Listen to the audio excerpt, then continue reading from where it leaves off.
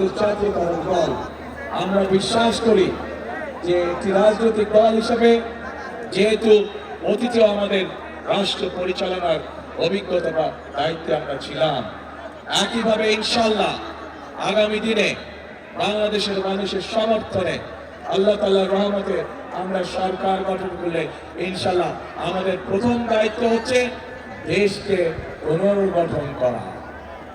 কিন্তু প্রিয় ভাই বোনরা, দেশকে যদি পুনর্গঠন করতে হয় তাহলে দেশের দল মত নির্বিশেষে, শ্রেণী পেশা নির্বিশেষে সকল মানুষকে নিয়ে আমাদের দেশকে পুনর্গঠন করতে হবে। শুধু যে কোনো এক ধরনের মানুষকে নিয়ে দেশ কখনো পুনর্গঠন করা যায় না, অন্য কাজ করা যায়, কিন্তু দেশ পুনর্গঠন করা যায় না। ভাই বোনরা, এই দেশের জনসংখ্যা প্রায় 20 কোটি। এই 20 কোটির মধ্যে আমাদের 10 কোটি জনসংখ্যা